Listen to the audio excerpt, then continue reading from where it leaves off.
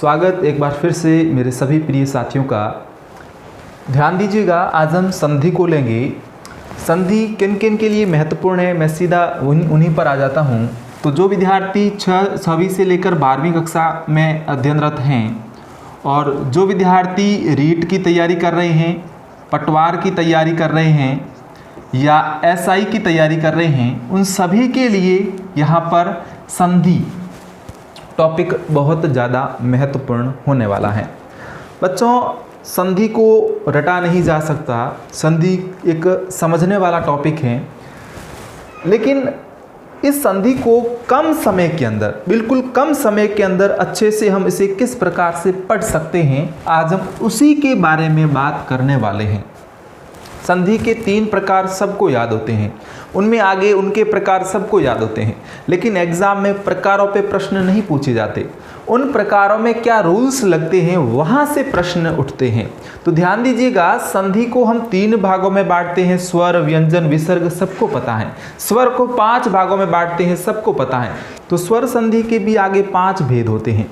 दीर्घ स्वर संधि, गुण स्वर संधि, वृद्धि स्वर संधि, यण स्वर संधि, अयादि स्वर संधि।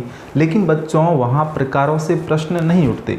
हाँ, प्रकार याद रखने के होते हैं, लेकिन मुख्य बातें क्या होती है, उनके रूल्स क्या हैं, उनके नियम क्या रहते हैं। नियमों के आधार पे हम चलेंगे तो प्रश्न हमारे सही होंगे। सबसे बड़ा कन्फ्यूजन संधि में क्या रहता है, मैं वो सीधा सीधा बता देता हूँ। बच्चों में कन्फ्यूजन ये रहता है कि हमें नियम याद ही नहीं होते, नियम याद ही नहीं होते। दीर्घ और गुण तक आते आते हमारा दिमाग काम करना बंद कर देता है। मैं इसी चीज़ को आगे ले चलूँगा, किस प्रकार से हमें दीर्घ, गुण, वृद्धि, यण और अयादि एक क्रम से याद करने का मैं आपको तरीका बताने वाला हूँ। तो यहाँ से जो भी 6वीं से 12वीं तक हैं, रीट, पटवार, एसआई की तैयारी कर रहे हैं, सभी मेरे साथ जुड़ जाइए। कम समय के अंदर बहुत सारी चीज़ें पढ़ेंगे। संधि एक अकेला टॉपिक, अगर आप कहीं घूमोगे फिरोगे तो कम से कम 10 से 12 घंटे में कंप्लीट होने वाला एक टॉपिक है। लेकिन अगर मैं यहाँ से आपको 1 घंटे के भीतर भीतर कंप्लीट करा दूँ तो कितनी अच्छी बात होगी, आप समझ के देखिए, सोच के देखिए। ओके बच्चों, यहाँ से मैं इसको एक बार हटा देता हूँ। एक मैं खास सूचना आपको दे देता हूँ। एक अपना टेलीग्राम चैनल भी है जिसका नाम है सक्सेस फर्स्ट, जो यूट्यूब चैनल का नाम है वही अपना टेलीग्राम भी है। तो सक्सेस फर्स्ट टेलीग्राम पर आप जरूर जुड़ जाएं, टेलीग्राम पर आप जरूर जुड़ जाएं, ताकि जो यहाँ से पीडीएफ डाले जाएंगे, जो नोट्स डाले जाएंगे, वो आप आसानी से प्राप्त कर सकें। ओके बच्चों, तो सक्सेस फर्स्ट अपना टेलीग्राम चैनल है, सर्च कीजिएगा और ज्वाइन हो जाइएगा। चलिए हम संधि पे बात कर लेते हैं। संधि पे सबसे पहले इसकी परिभाषा देखते हैं। परिभाषा में क्या होगा, परिभाषा में संधि में 2 शब्द संयोजित होते हैं। 2 शब्द क्या होते हैं बच्चों, संयोजित होते हैं। जैसे कि मैंने यहाँ पे ये कोई अपना एक शब्द है, यहाँ से संयोजित होगा किससे, इस दूसरे शब्द से। पहला शब्द इस दूसरे शब्द से संयोजित होगा। क्या पूरा शब्द जुड़ेगा? नहीं। यहाँ पर जो प्रथम शब्द का जो बच्चों अंतिम वर्ण होगा, अंतिम वर्ण, ध्यान देना, प्रथम शब्द का अंतिम वर्ण तथा द्वितीय या अंतिम शब्द का प्रथम वर्ण, ध्यान देना। मैं जो चीज़ें बता रहा हूँ उसको अपने दिमाग में फिट कीजिएगा। मैं यहाँ पे आपको कोई भी चीज़ रटाऊंगा बिल्कुल भी नहीं, केवल आपको समझने पे ध्यान देना है। तो जो यहाँ पे मैंने प्रथम शब्द बताया है, उस प्रथम शब्द का अपने को अंतिम वर्ण लेना है, और जो द्वितीय शब्द होगा उसका अपने को कौन सा लेना है, प्रथम वर्ण लेना है। और जब ये दोनों आपस में योग करेंगे, जोड़ करेंगे, तो यहाँ से किसका निर्माण होगा, एक नए विकारी शब्द का निर्माण होगा। और इसी को बच्चों हम क्या कहेंगे, इसी को हम संधि कह देते हैं। इसी को हम क्या कह देते हैं, संधि कह देते हैं। या फिर हम यूं कहेंगे कि प्रथम शब्द का अंतिम वर्ण और द्वितीय शब्द के प्रथम योग से जो विकार उत्पन्न होता है, या हम यूं भी कह सकते हैं कि जो विकार उत्पन्न होता है वह बच्चों क्या कहलाती है, संधि कहलाती है। क्या मैं इसको एक बार वापस रिवाइज करूं? ठीक है। प्रथम शब्द का अंतिम वर्ण तथा द्वितीय शब्द का प्रथम वर्ण जब आपस में योग करते हैं, जोड़ करते हैं, तो बच्चों विकार उत्पन्न होता है और इसी को हम संधि कहते हैं। सीधी सीधी बात आसानी से आपको समझ में आ गई। ठीक है, आगे चलते हैं और इसको हम अच्छे से समझते हैं। भेद मैंने आपको बता दिए कि भेद संधि के 3 होते हैं, स्वर संधि, व्यंजन संधि और विसर्ग संधि। और स्वर संधि के भी 5 भेद होते हैं, दीर्घ स्वर संधि, गुण स्वर संधि, वृद्धि स्वर संधि, यण स्वर संधि और अयादि स्वर संधि। तो सबसे पहले मैं बिना समय गंवाए यहाँ पे लिख देता हूँ स्वर संधि। बच्चों वीडियो को लास्ट तक देखना, अंत तक देखना, तब जाके आपको सारी चीज़ें अच्छे से समझ में आएगी। ध्यान दीजिएगा, यहाँ पे दीर्घ संधि की बात करते हैं, जो इसमें रूल्स लगते हैं मैं उसकी बात कर लेता हूँ। तो सबसे पहले अगर मैं बात करूँ दीर्घ संधि की, तो दीर्घ संधि में जो रूल्स लगेंगे, जिस प्रकार से संधियाँ होगी उसकी बात करते हैं। सबसे पहले हम इसमें आ का योग कराएंगे, किसके साथ में? आ के साथ में। जब भी दीर्घ संधि की बात आती है तो इसमें हमेशा समान स्वर योग करेंगे। समान स्वर योग करेंगे कहने का मतलब है, अगर यहाँ पे आ होगा तो यहाँ पे आ आएगा, पीछे आएगा। अगर प्रथम शब्द का अंतिम वर्ण अ या आ है तो द्वितीय शब्द का प्रथम वर्ण अ या आ ही होगा, तभी जाके हम इसे क्या कह सकते हैं? दीर्घ संधि कह सकते हैं। अभी आगे देखिए, ई या बड़ी ई के साथ में ई या बड़ी ई का योग, ऊ या बड़ा ऊ के साथ में ऊ या बड़ा ऊ का योग। इस प्रकार से अगर हमको दिखाई देता है, इसका मतलब है वो कौन सी संधि होगी बच्चों? दीर्घ संधि होगी। अगर अ या आ का योग अ या आ के साथ में होगा तो हमेशा दीर्घ बनेगा। क्या बनेगा बच्चों? दीर्घ बनेगा। अब इसमें दीर्घ कौन है? तो इसमें दीर्घ आ है बच्चों, इसमें दीर्घ बड़ी ई है, इसमें दीर्घ बड़ा ऊ है। तो सीधी सी बात है, दीर्घ का मतलब इसका बड़ा बनेगा, यानी कि यहाँ तो दीर्घ होगा आ, यहाँ दीर्घ होगा बड़ी ई और यहाँ दीर्घ होगा बड़ा ऊ। क्या होगा बच्चों? बड़ा ऊ। तो ये लो, ये हमारे रूल्स बन गए। हम कहते हैं रूल्स कठिन है, लेकिन ये रूल्स आसानी से तैयार हो गए। क्या ध्यान देना है दीर्घ संधि में? सबसे पहले ध्यान देना है कि अ या आ के साथ योग होगा, ई या बड़ी ई का ई या बड़ी ई के साथ योग होगा, ऊ या बड़ा ऊ का ऊ या बड़ा ऊ के साथ योग होगा, यानी कि समान स्वरों का समान स्वरों से योग होगा। और कहाँ तक योग करवाना है? ऊ या बड़ा ऊ तक कराना है। विशेष तौर से क्या ध्यान देना है कि अगर प्रथम वर्ण का अ है तो उसके बाद अ या आ दोनों में से कोई भी आ सकता है, और अगर यहाँ पे आ है तो अ या आ में से कोई भी आ सकता है। इस बात को थोड़ा सा ध्यान में रखना। और आगे रिजल्ट के तौर पे बनता क्या है? तो रिजल्ट के तौर पे बच्चों बनता है दीर्घ। यहाँ पे आ दीर्घ है, बड़ी ई दीर्घ है और बड़ा ऊ दीर्घ है, यानी कि दीर्घ बनेगा। ये थोड़ा सा ध्यान रख लेना। उसके बाद हम आगे बात करते हैं गुण संधि की। यहाँ पे गुण संधि में क्या होता है उसको भी देख लेते हैं। देखिए यहाँ पे मैं इसका भी रूल्स लिख देता हूँ। अगर बच्चों यहाँ पे अ या आ है, अ या आ का योग ई या बड़ी ई से होता है बच्चों, ई या बड़ी ई से, जो मैं लिख रहा हूँ उस पर ध्यान दीजिएगा। अगर यहाँ पे बच्चों अ या आ के साथ में ऊ या बड़ा ऊ का योग हो रहा है, अगर यहाँ पे बच्चों अ या आ के साथ में री का योग हो रहा है, अगर इस प्रकार का कहीं परफॉर्मा अपने को दिखता है, इसका मतलब है उसमें गुण संधि छिपी हुई है। कौन सी संधि छिपी हुई है? गुण संधि छिपी हुई है। यहाँ पे तो हमने बात की अ आ की, ई की, ऊ की, लेकिन यहाँ पे पीछे भी हमने क्या जोड़े थे?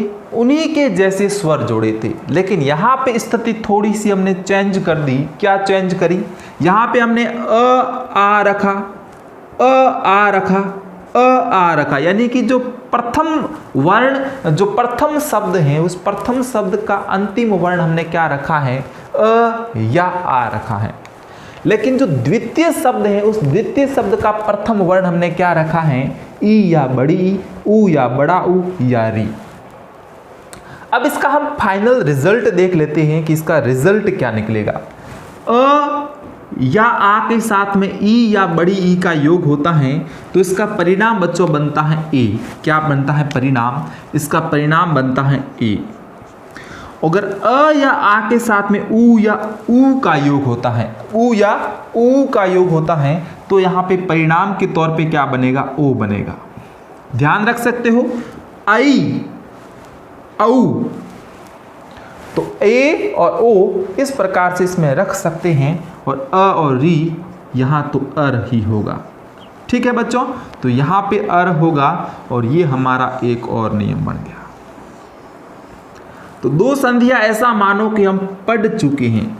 आपको समझना है, नियमों पर ध्यान देना है और नियमों को जब समझोगे ना तो उदाहरण अपने आप समझ में आएंगे। मैं उसको किस प्रकार से उनका संधि विच्छेद करता हूँ, किस प्रकार से उनकी संधि करता हूँ, आप वहाँ पर अच्छे से समझ जाओगे। बात करते हैं आगे वृद्धि संधि की। वृद्धि संधि में भी हम थोड़ा सा ध्यान देंगे। हम वहाँ पर भी आ ही रखेंगे, लेकिन हमने यहाँ पर केवल दीर्घ संधि में ध्यान देना कि यहाँ पे अपने को समान स्थितियाँ रखनी है, बाकी हमेशा असमान स्थितियाँ ही सामने आएगी। लेकिन इस वाले परफॉर्मेंस में हमें क्या रखा, आ रखा, यहाँ पे भी हम आ ही रखेंगे। तो देखिए हमने यहाँ पे रखा अ या आ। अब आप कहोगे कि सर इस अ या आ के साथ में हम किसका योग कराएं? यहाँ पे तो हमने ई बड़ी ई का करा दिया, ऊ बड़ा ऊ का करा दिया और री का भी करा दिया। अरे भाई आपने ठीक है ये तीनों का करा दिया, ई बड़ा ई का भी करा दिया, ऊ बड़ा ऊ का भी करा दिया, री का भी करा दिया। अब जो बचता है ना उसको इसमें रख दो। कौन बचता है सर? इसमें एक तो बचता है ए, एक बचती है आई, और यहाँ पे कौन बचता है? तो इसमें एक सर बचता है ओ और एक बचता है औ।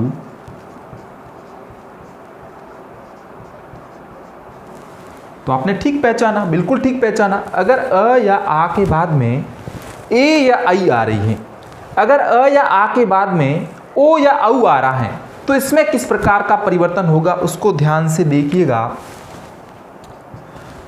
अ या आ के बाद में ए या आई आती है तो इसका परिणाम क्या होगा? आई होगा। अगर अ या आ के साथ में ओ या औ का योग होता है तो इसका परिणाम क्या आएगा? औ आएगा। बस कितनी आसान तरीके से आप समझ चुके हैं। यहाँ पर समान स्थितियाँ थी, यहाँ पहले अ आ था, यहाँ पे पहले अ आ है, लेकिन यहाँ पे हमने कर्म रखा ई ऊ री, लेकिन यहाँ पे लिखा ए आई ओ औ। फिर उसका आगे क्या किया हमने? देखो इसमें गुण में क्या किया? आई कर दिया, सॉरी ए कर दिया, ओ कर दिया, अर कर दिया। ई का ए किया, ऊ का ओ किया, री का अर किया। यहां पे ध्यान देना, ए आई का आई किया, ओ औ का औ किया, यानी कि इसका क्या कर दिया? वृद्धि कर दी हमने। यहां पर जो एक मात्रा थी ना वहां पे दो मात्राएं हो जाएगी। कैसे होगी देखना। मैं जैसे यहां पे दो शब्द लिखता हूं बच्चों, मैंने एक लिखा यहां पे महेश, क्या लिखा बच्चों? महेश। और एक लिखा मैंने महेश्वरी, क्या लिखा बच्चों? महेश्वरी। और एक यहां पे मैंने लिखा सोदाहरण, सोदाहरण, और एक मैंने यहां पे लिखा पूर्वोपनिवेशिक, पूर्वोपनिवेशिक। बहुत शानदार एग्जाम्पल है बच्चों, ध्यान देना इसमें मैं क्या चीज आपको बताने की कोशिश कर रहा हूं वो चीज आप देखिएगा। यहां पे मैंने लिखा महेश और लिखा महेश्वरीय, यहां पे मैंने लिखा सोदाहरण और यहां पे मैंने लिखा पूर्वोपनिवेशिक। अब देखें, अगर बच्चों गुण संधि आती है ना उसकी पहचान आप कैसे करोगे? अगर एक मात्रा ऊपर दिखती है ना, पहचान कर लेना कि गुण संधि ही है। अगर आपको पूछे कि वृद्धि संधि सर, तो अगर यहाँ पे बच्चों दो मात्राएं आ जाए, यहाँ पे दो मात्राएं आ रही है, यहाँ पे बच्चों दो मात्राएं आ रही है, तो वह वृद्धि संधि का उदाहरण है। वृद्धि का मतलब बढ़ोतरी हो रही है। यहाँ पे एक मात्रा थी, बढ़ोतरी हो रही है, मतलब कितनी हो रही है? दो मात्राएं हो रही है। अगर ऐसी स्थिति कहीं भी कभी भी देखते हो, इसका मतलब सीधा सा होगा वृद्धि संधि है। और इन एग्जाम्पल्स में कौन सी संधि होगी, इसमें तो आपकी हो रही है गुण संधि, और इसमें आपकी कौन सी संधि हो रही है बच्चों, वृद्धि संधि हो रही है। पूछा जाता है प्रश्न सीधा, और ये सबसे इंपॉर्टेंट प्रश्न है, ये सीधा सीधा आरएस जैसे एग्जामों में भी पूछा जाता है। आरएस में पूर्वनिश्चित शब्द का पूछा जाता है, संधि विच्छेद पूछा जाता है। बच्चों ध्यान दीजिएगा, ये काफी इंपॉर्टेंट शब्द रहते हैं। और मैंने आपको पहचान के लिए बता दिया कि आप इन शब्दों की भी पहचान कर लेंगे, इसका मतलब है आपकी तैयारी बहुत अच्छी होने वाली है। अगर यहाँ पे आप इसकी पहचान करना जान चुके हो तो समझ लीजिए आप संधि के अंदर बहुत ज़्यादा पारंगत होने वाले हो। अगर आप इन शब्दों की पहचान करना जान चुके हो, इसका मतलब है आप संधि में पारंगत हो रहे हो। यण संधि की बात करते हैं, इसके भी हम नियम लिख देते हैं।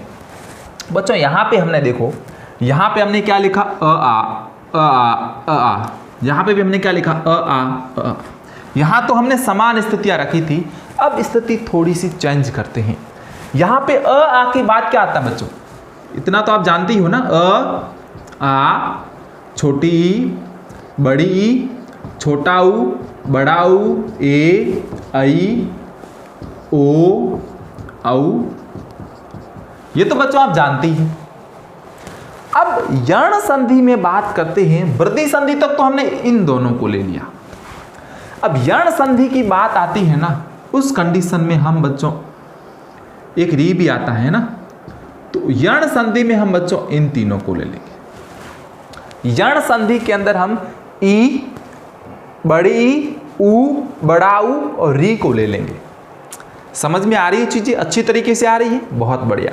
यहां पे मैं बात करता हूं ई, बड़ी ई की, इसके साथ में सर किसको जोड़ोगे, इसके साथ में जो आपके मन में आए। ऐसा कैसे, बिल्कुल ऐसा ही है। इन 11 स्वरों में से जो भी स्वर आपको लगाना हो, आपकी इच्छा हो, वो लगा दीजिए। यानी कि क्या लिखेंगे, असमान स्वर, यानी कि अन्य स्वर। अन्य स्वर ई या बड़ी ई के साथ में अन्य स्वर आएगा, यहां पे ऊ या बड़ा ऊ के साथ में अन्य स्वर आएगा। और फिर सर कौन बचा, फिर बचा री। री के साथ में किसका योग करवाना है, तो री के साथ में भी अन्य स्वर का योग करवाना है। री के साथ में भी अन्य स्वर का योग करना। सर ये तो बहुत आसान हो गया, हमें अच्छे से याद हो रहा है, बहुत बढ़िया, अच्छा याद हो रहा है, बहुत बढ़िया। अब देखो, अब करना क्या है, अब रिजल्ट थोड़ा सा मुश्किल है कि रिजल्ट कैसे। यहां तो दिख रहा था कि अ आ के साथ में ए आई का योग हो रहा है, यहां पे अ आ के साथ में ओ औ का योग हो रहा है, लेकिन अब यहां पे हम अंत परिणाम क्या निकाले, तो ध्यान देना बच्चों, ई या बड़ी ई का तो हम कर देंगे य, क्या कर देंगे, य। और ये कैसा य होगा, स्वर विहीन य होगा, यानी कि हलंत लगाना है पीछे।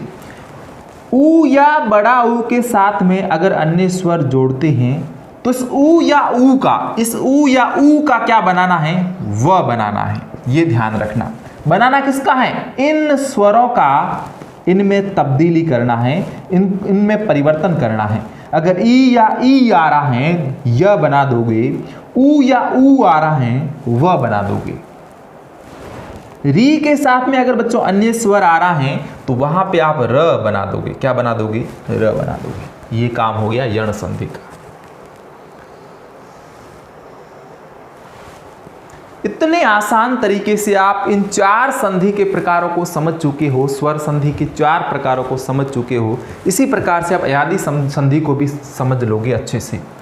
अब आप कहोगे कि सर हमने अ ले लिया, आ भी ले लिया, ई भी ले लिया, बड़ी ई भी ले ली, ऊ भी ले लिया, री भी ले लिया, अब क्या बचा, अब ए बचा, आई बचा, ओ बचा, औ बचा।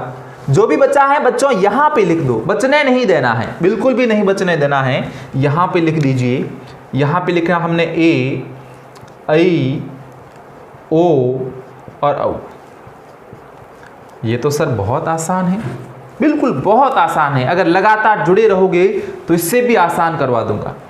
ए के साथ में अन्य स्वर, ए के साथ में अन्य स्वर, इसके साथ में भी अन्य स्वर, इसके साथ में भी अन्य स्वर, इसके साथ में भी अन्य स्वर। अब सर इसका अंतः परिणाम क्या होगा, आखिरी परिणाम क्या होगा, उसका परिणाम भी देख लीजिए, अंत परिणाम भी देख लीजिए, आखिरी परिणाम क्या होगा।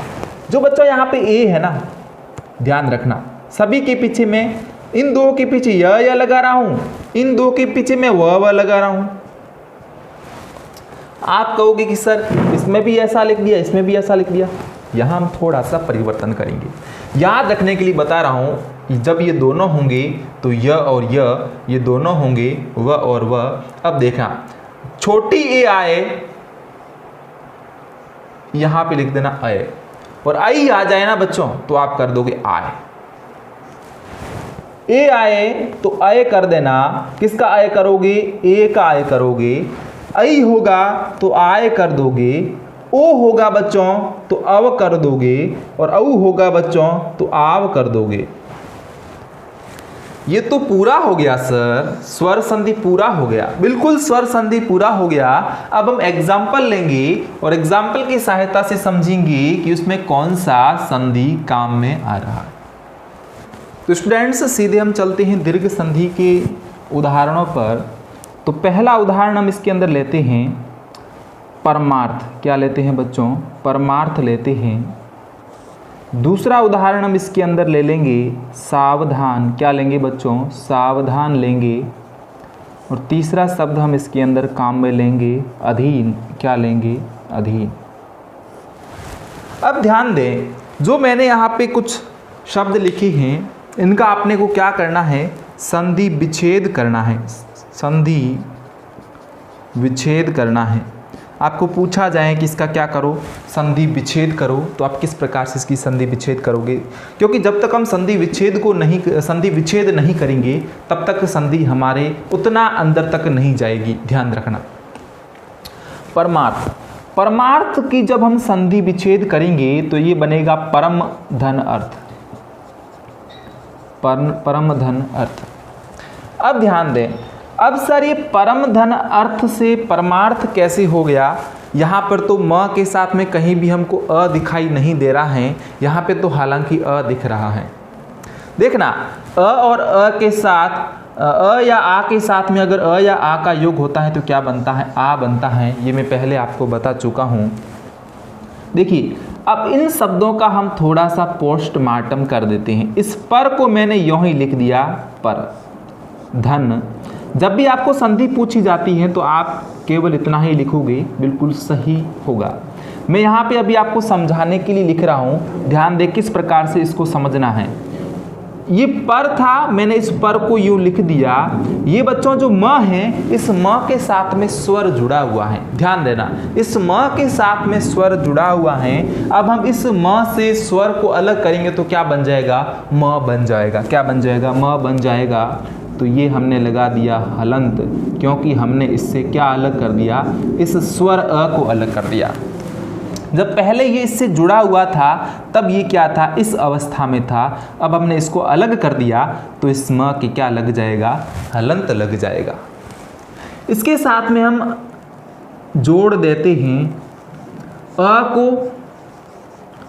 और यहाँ पे ये जोड़ दिया हमने इसके साथ में अर्थ। किसको जोड़ दिया, अर्थ को भी जोड़ दिया।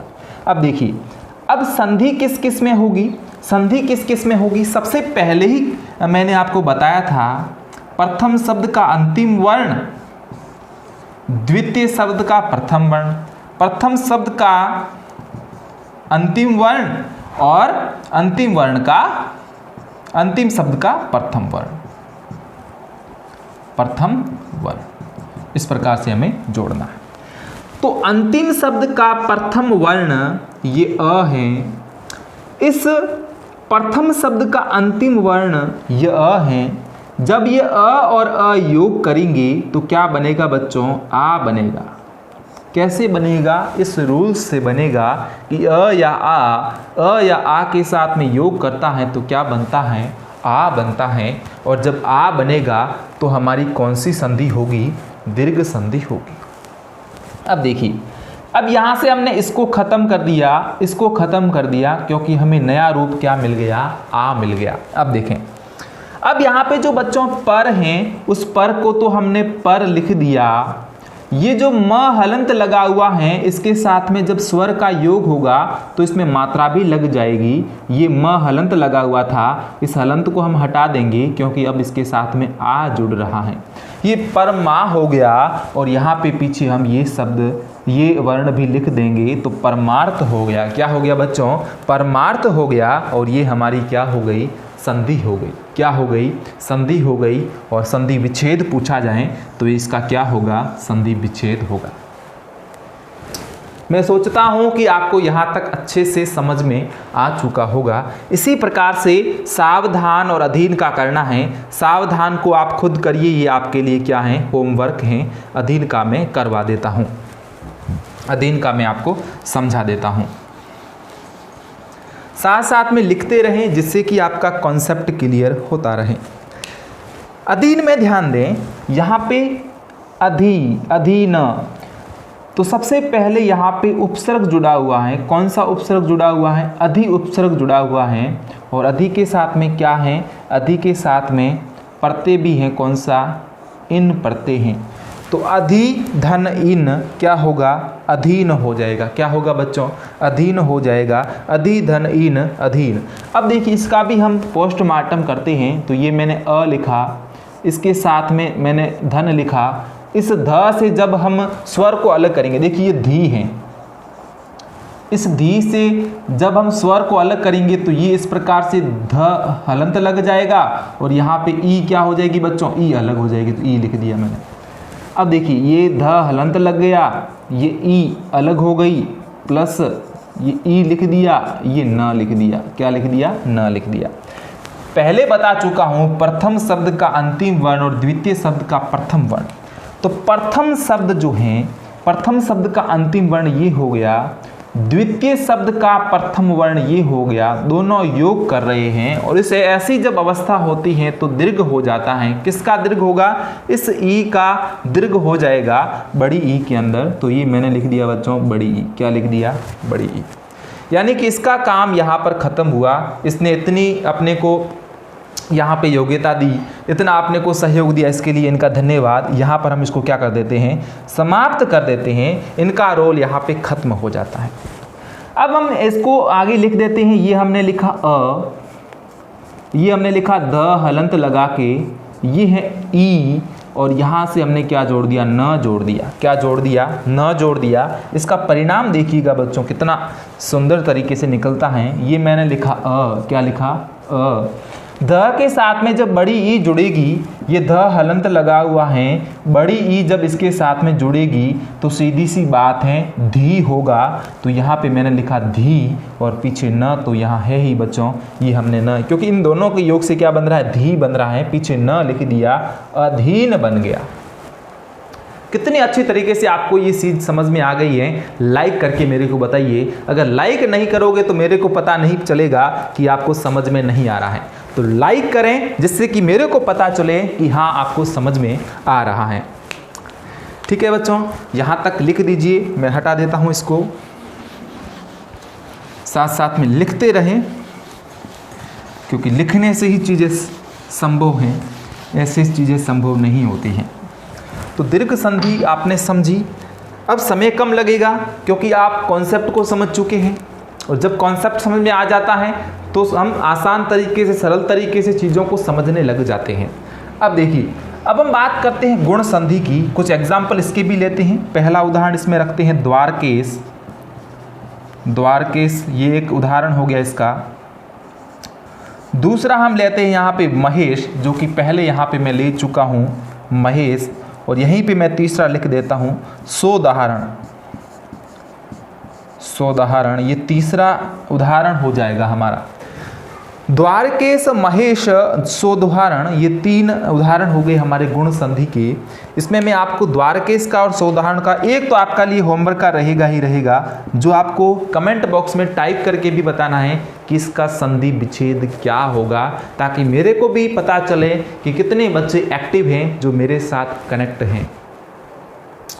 मुझे काफ़ी अच्छा लगता है जब आप वीडियो को लाइक करते हो, उसको शेयर करते हो, वीडियो में कमेंट करते हो, काफ़ी अच्छा लगता है, दिल खुश होता है। ध्यान देना विद्यार्थियों, लाइक, शेयर, सब्सक्राइब और कमेंट ही मेरे को यहाँ से ऊर्जा देते हैं, तो इस चीज़ को आप बिल्कुल नहीं भूलें।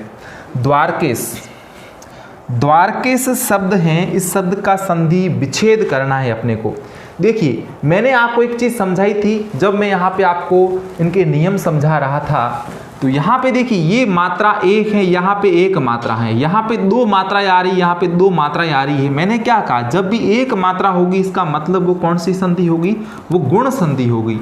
और जब भी बच्चों दो मात्राएं होगी वो कौन सी संधि होगी, वृद्धि संधि होगी। तो इस द्वारकेश को देखिएगा, तो मैंने लिखा द्वार का, ये द्वार पहले लिख दिया मैंने, द्वार लिख दिया। अब जो ये क है ना, ये के है, ये क्या है बच्चों, के है, ये इस प्रकार का है। अब ये के किससे बना हो सकता है, अ या आ और ई या ई के योग से बना हो सकता है, ये संभव है, इसके अतिरिक्त तो कोई चीज संभव नहीं है। तो द्वार मैंने यहाँ पे लिखा आ, क्या बना दिया, द्वार का, क्योंकि द्वार शब्द का कोई अर्थ नहीं है।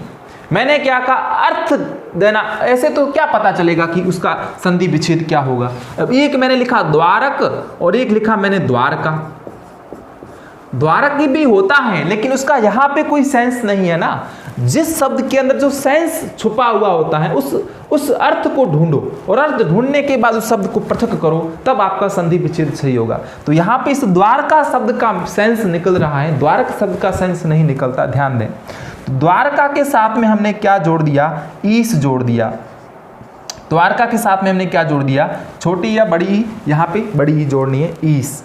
तो द्वारका के साथ में हमने जब ईस जोड़ा तो यहाँ से क्या बन गया, द्वारकेश बन गया। क्या बन गया, द्वारकेश बन गया। कैसे बना उसको भी देख लें। यहाँ पे ये का है, इस का के अंदर ध्यान दें क्या जुड़ा हुआ है, स्वर जुड़ा हुआ है। तो इस स्वर को हम अलग कर देते हैं, तो ये हो गया क हलंत, और ये हमने इससे आ अलग कर दिया। ये पीछे ई है, ये पीछे श है, इसके साथ में क्या है बच्चों, द्वार हैं। देखिए अब हमने क्या कहा कि जब आ इस बड़ी ई से संयोग करेगा तो ए बनेगा। तो इस आ और इस ई को हमने किस में बदल दिया, ए में बदल दिया। इसका काम खत्म, इसका काम खत्म। हमने यहाँ पे लिखा बच्चों द्वार। इस ए को जब इस क से जोड़ेंगे, इस ए को जब इस क हलंत वाले से जोड़ेंगे तो क्या बनेगा बच्चों, के बनेगा। क्या बनेगा, के बनेगा। और पीछे हमने क्या लिख दिया, श लिख दिया। हमारा द्वारकेश हो गया। अच्छे से आपको समझ में आ चुका होगा। तो इसका संधि विच्छेद आप लिख देना, द्वारका धन ईश।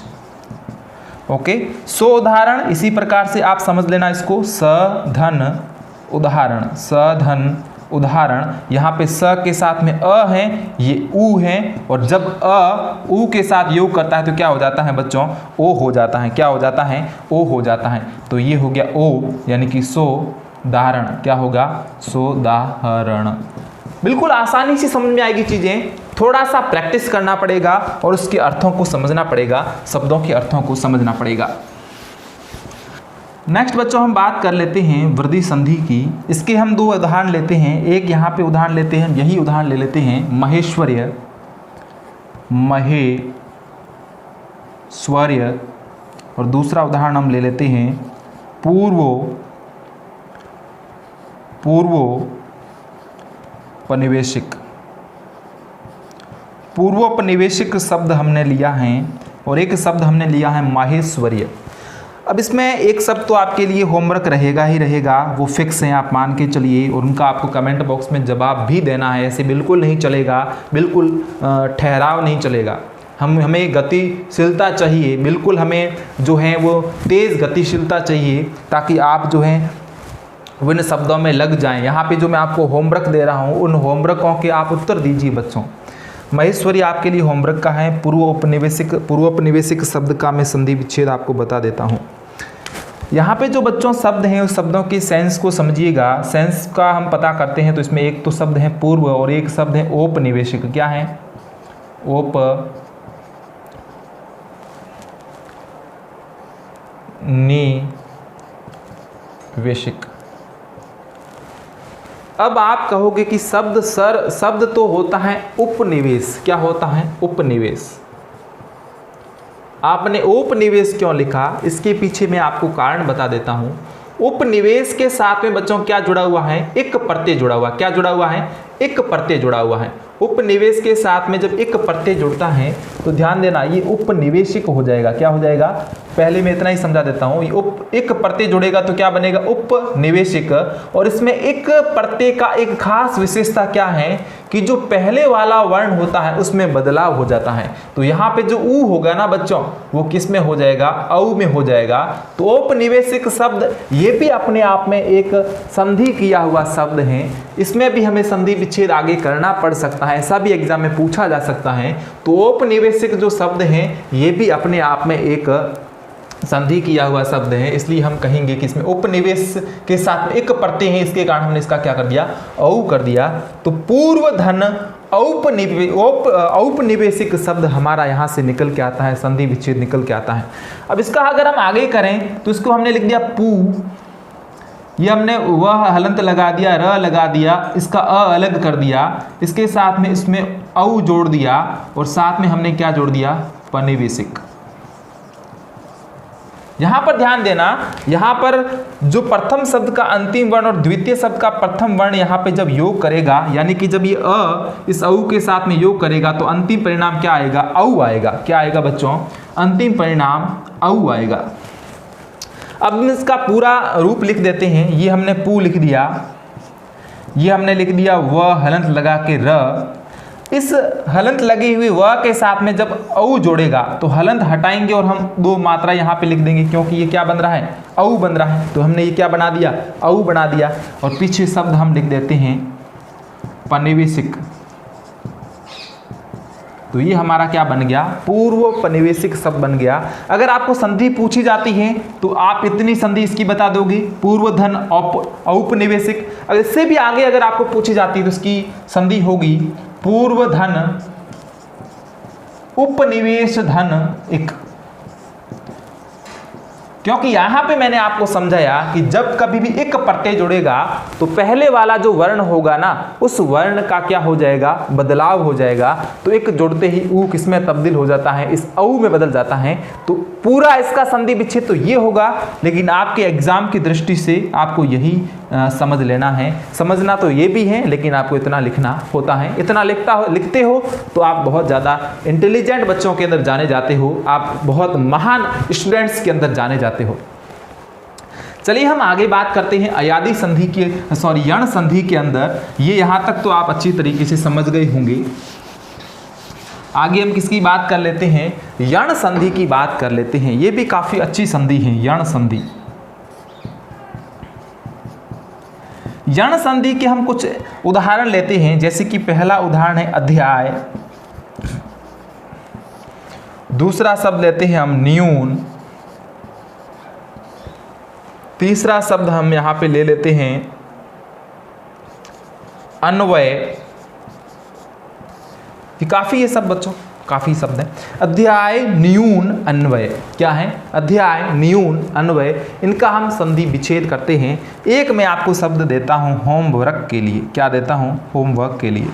अध्याय शब्द है, इस अध्याय शब्द का जो संधि विच्छेद होगा, इसमें अधि उपसर्ग है बच्चों, अधि उपसर्ग है और उसके साथ में क्या जुड़ा हुआ है, आय जुड़ा हुआ है। और यहाँ पे बच्चों क्या जुड़ा हुआ है, अनु उपसर्ग है और साथ में क्या जुड़ा हुआ है, अय जुड़ा हुआ है। अनु के साथ में अय जुड़ा तो अन्वय हो गया, अधि के साथ में आय जुड़ा तो अध्याय हो गया। ये कैसे पॉसिबल है, हमको तो ये ई दिख भी नहीं रही है, हमको तो नु दिख भी नहीं रहा है सर, बिल्कुल भी पता नहीं चल रहा है। मैंने क्या बताया था यण संधि के अंदर, वापस आइए, रिकॉल करिए, रिकॉल करिए। ई या ई होगा, य बनेगा, उ या उ होगा, व बनेगा। तो यहां पे भी यही स्थिति है। ये जो ई होगी ये य में बदलेगी, ये नू होगा वो व में बदलेगा। समझ में आई बात आपको। छोटी ई होगी य में बदलेगी, या बड़ी ई होगी वो भी य में बदलेगी। छोटा नू होगा व में बदलेगा, बड़ा ऊ होगा वो भी व में बदलेगा। आई थिंक आपको ये कॉन्सेप्ट अच्छे से समझ में आ चुका होगा। अब इसमें हम इसका पोस्टमार्टम कर देते हैं। ये सबसे बेहतरीन संधियों में से एक संधि है और काफ़ी समझने योग्य संधि है। ये मैंने लिखा अ, इसके साथ में ध को अलग किया स्वर से, तो मेरा ये ई अलग हो गया बच्चों। यहाँ पे मैंने लिखा आ, ये लिख दिया य। अब क्या हम कहते हैं, प्रथम शब्द का अंतिम वर्ण, ये हमने अंतिम वर्ण, द्वितीय शब्द का प्रथम वर्ण, ये हमने लिख दिया आ। ये आ तो योग करेगा, आ तो योग करेगा, इसमें कोई चेंज नहीं करना। लेकिन जो बच्चों ये ई होगी ना, क्या कहा है कि जब कभी भी ई या ई के साथ में अन्य स्वर आएगा, ये अन्य स्वर ही तो है बच्चों, अ आ या फिर आ या फिर उ ए ऐ ओ औ, ऐसा कुछ आता है ना, तो वहां पे चेंजेस करने हैं किसमें, य के अंदर। तो ये ई किसमें बदल जाएगी, इस य हलंत लगा के बदल जाएगी। अब इसका पूरा लिखते हैं। ये हमने लिख दिया अ, ये हमने लिख दिया ध हलंत लगा के, लिख दिया ध हलंत लगा के। अब बच्चों यहाँ पे क्या है, य, क्या है य, यानी कि ध आधा है बच्चों, और इस आधे ध के साथ में आधा य भी जुड़ गया, क्योंकि ध हलंत लगा, हलंत लगाने का मतलब क्या है, हलंत लगाने का मतलब है वो आधा है, क्या है, आधा है। इस य हलंत लगे के साथ, यह भी हलंत लगा हुआ है, इस य को हमने आधा लिख दिया। इस य के साथ में जब ये आ योग करेगा बच्चों, आ योग करेगा तो हमने लिख दिया ये आ, और ये पीछे हो गया या, यानी कि अध्याय, और ये हमारा अध्याय। इस अन्वय को भी देख लीजिए, इस अन्वय को भी देख लीजिए। ये हमने लिखा अन्वय, अन्वय, अनुधन अय, अनुधन अय। अब देखें, काफ़ी अच्छी चीज़ समझाने वाला हूँ। यहाँ पे देखिए ये नू है और यहाँ पे अ है। इस नू में जब मैं ऊ को अलग करूंगा तो न के हलंत लग जाएगा, ये ऊ अलग हो गया, साथ में अ है, साथ में य है, यहाँ पे साथ में अ भी है ना बच्चों, अ भी है। नू में ऊ अलग किया तो न हलंत लग गया, ये अ हो गया, ये हो गया। अब देखिए, ये प्रथम शब्द का अंतिम, यह द्वितीय शब्द का प्रथम वर्ण, और जब इस प्रकार की स्थिति हो ऊ के बाद में जब अन्य स्वर आता है तो वह बन जाता है, यानी कि इसका तो हम क्या बना देंगे, वह हलंत बना देंगे। अब आगे लिख दो, ये अ लिख दिया, ये न हलंत लगा के लिख दिया, ये वह हलंत लगा हुआ है, ये अ है और ये य है। ये अ लिखा, आधा न लिखा क्योंकि हलंत लगा हुआ है, आधा लिख दिया। वह भी हलंत लगा हुआ है मतलब आधा है, लेकिन आगे बच्चों अ है इसलिए हमने अ को यहाँ जोड़ दिया, और ये य है, इस य को यहाँ लिख दिया। ये अन्वय हो गया, क्या हो गया, अन्वय हो गया। कौन सी संधि, वृद्धि संधि हो जाए, सॉरी यण संधि हो जाएगी। कौन सी होगी, वृद्धि नहीं, यण संधि हो जाएगी। काफ़ी अच्छे तरीके से समझ में आ रहा होगा बच्चों आपको। अंत में हम समझते हैं इसके अंदर किसको, अयादी संधि को। जो मैं आपको होमवर्क के प्रश्न दे रहा हूँ वो आप कृपया करके सॉल्व जरूर करें, ताकि मेरे को भी पता चले कि कितने एक्टिव बच्चे हैं जो मेरे साथ जुड़े हुए हैं। अब बच्चों हमने इस अयादी संधि के भी क्या लिख दिए, 3 उदाहरण लिख दिए, गायक, पवन और विधायक। ये तो आपके लिए रहेगा होमवर्क का, और ये दोनों मैं अभी आपको सॉल्व करा देता हूँ। जब भी आप अयादी संधि की पहचान करने चलोगे तो वहाँ पे आपको शब्दों के उच्चारण से ही पता चल जाएगा कि उसमें कौन सी संधि है, अयादी संधि है। ये मैं ट्रिक बता रहा हूँ। यहाँ पे दीर्घ होगा, यहाँ पे गुण में क्या होगा बच्चों, गुण में ए औ होगा, यहाँ पे 1 मात्रा होगी, यहाँ पे 2 मात्रा होगी। अयादी में उच्चारण से पहचान लोगे। ये तरीके कोई नहीं बताता, मैं आपको तरीके बता रहा हूँ संधि के पहचानने की। गायक में आय आ रहा है, आय का मतलब है अयादी हो गया। पवन में अव आ रहा है, इसका मतलब अयादी हो गया। विधायक में आय आ रहा है, इसका मतलब अयादी हो गया। अब देखिए संधि करिए, गाय है, आय आ रहा है। जब भी आय आता है इसमें हम क्या करते हैं, आय आता है तो ऐ करते हैं और अन्य स्वर लगाते हैं। ऐ का मतलब है गा का क्या होगा, गई हो जाएगा, और गई के साथ में क्या लगा देंगे, अक लगा देंगे। तो गई धन अक क्या हो जाएगा, गायक हो जाएगा। पवन में अव जुड़ रहा है, अव का मतलब यहाँ पे ओ आएगा, यानी कि पो होगा, और पो के साथ में क्या होगा, अन होगा। विधायक, अब मैंने ये करा दिया बच्चों, ये मैंने करा दिया। विधायक की बात करते हैं। विधाय में आय आ रहा है, आय का मतलब ऐ होगा, यानी कि विधेयी होगा, यानी कि विधेयी होगा, और विधेयी के साथ में क्या है, अक है, क्या है, अक है। अब इसका पोस्टमार्टम करते हैं अच्छे से। ये बच्चों देखिए गई हैं और ये अ हैं। अब इसको हम क्या करते हैं, इस प्रकार से हलंत लगा देते हैं। यहाँ पे इस ऐ को क्या कर देते हैं, अलग कर देते हैं। इस ऐ को हमने अलग कर दिया, इस अ को इस क को भी जोड़ दिया। अब देखिए संधि क्या कहती है कि जब कभी भी ऐ होगा और पीछे अन्य स्वर आएगा तो उसका क्या बना देंगे हम, उसका हम बना देंगे आय। क्या बना देंगे? आय। अब ध्यान देना, ये जो बच्चों ग है, इस ग के साथ में आ को जोड़ना है, य को जोड़ना है, क को जोड़ना है। ग के साथ में आ जुड़ेगा तो बच्चों गा होगा, पीछे यक है, गायक हो गया।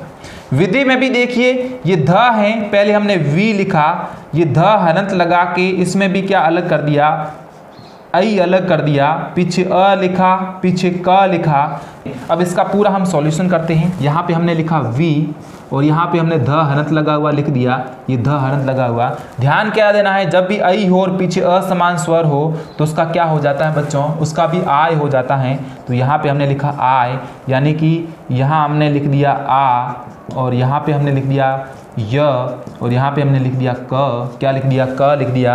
अब इसका पूरा सॉल्व करते हैं। इधर देखिए, यहाँ पे हमने लिख दिया वी, ये ध है, ध के साथ में आ जुड़ गया तो धा हो गया, और यहाँ पे य है और क है तो य क लिख दिया, विधायक हो गया। और यही हमारा क्या है? संधि है। अगर इसका संधि विच्छेद पूछा जाता है तो आपको क्या बताना है? इसका संधि विच्छेद होता है विधेय धन अक, विधेय धन अक। दोस्तों, आशा करता हूं कि आपको अच्छे से संधि चैप्टर समझ में आ चुका होगा। पूरी संधि तो नहीं, लेकिन संधि का कौन सा टाइप, स्वर संधि, और ये सबसे हार्ड भी रहता है और सबसे क्रिटिकल भी रहता है, जो मैंने आपको काफ़ी कम समय में और अच्छी तरीके से समझाने का प्रयास किया। अगर आपको यहाँ से वीडियो पसंद आया है ना, तो इसको लाइक कर दीजिए, अच्छे से शेयर कर दीजिए अपने सभी मित्रों तक। उनको भी बताइए कि नहीं, कम समय में संधि को समझा जा सकता है, उसको अच्छे से परखा जा सकता है, उदाहरणों के अंदर भीतर तक जाया जा सकता है, मूल शब्दों को निकाला जा सकता है, शब्दों के अर्थ निकाले जा सकते हैं। तो इसी प्रकार से आपको संधि पढ़नी है। लगातार मेरे साथ जुड़े रहिए, समझते रहिए, हंसते हुए पढ़िए, मस्त रहिए, खुश रहिए और आनंद से पढ़िए। लगातार आप सभी का मेरे साथ इसी प्रकार से स्नेहपूर्वक जुड़े रहने के लिए आप सभी का प्रेम पूर्वक हार्दिक हार्दिक धन्यवाद।